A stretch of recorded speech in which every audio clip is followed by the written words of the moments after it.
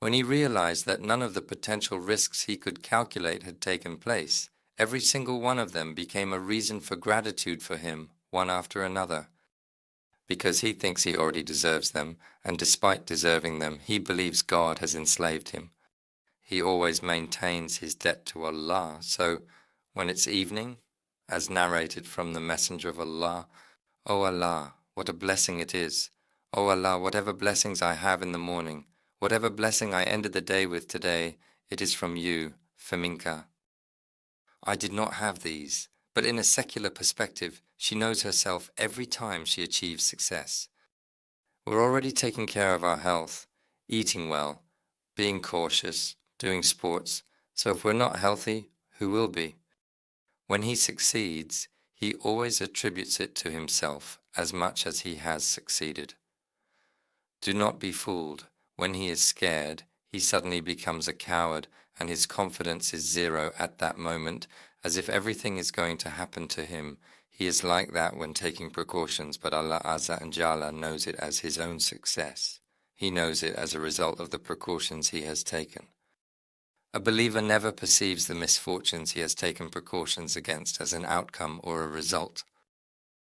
The believer never sees the precautions he takes as something that prevents what might happen to him, but rather as something that eliminates that possibility. He does this only to fulfill the command of Allah.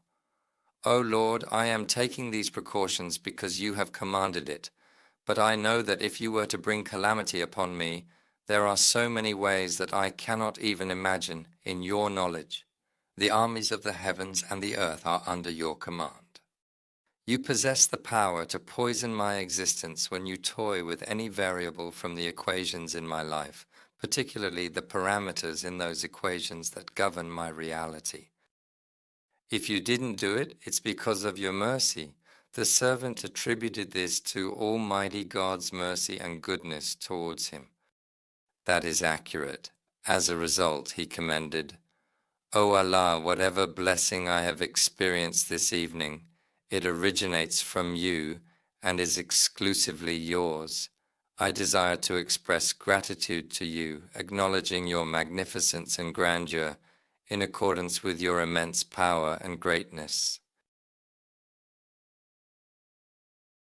I wish to praise Selal, Vekri, Uzre, Hakina, and Sanina in the most appropriate way, however it may be. I feel the gratitude of this until my kindness.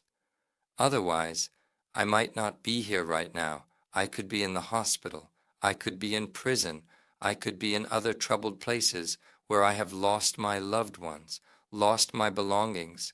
I could be right in the middle of any of my dangers and fears. In the event that it did not happen, I concluded it relying on your mercy and understanding. When he wakes up in the morning, he always makes sure to remind himself of the blessings he has received from Allah and keeps them at the forefront of his mind throughout the day, expressing gratitude and seeking guidance. This practice of mindfulness helps him to appreciate the goodness in his life and maintain a positive outlook. By acknowledging and cherishing these blessings, he cultivates a sense of contentment and inner peace, knowing that Allah's benevolence is always with him. Despite all my sins, God is still protecting me. While he still protects and spares me, I will try to eliminate, reduce, and commit fewer sins, and strive to purify myself more and more in the future. I will constantly seek forgiveness, repentance, and try to erase my shame in the sight of Allah Azza and Jalla through charity. This is a lifestyle for us.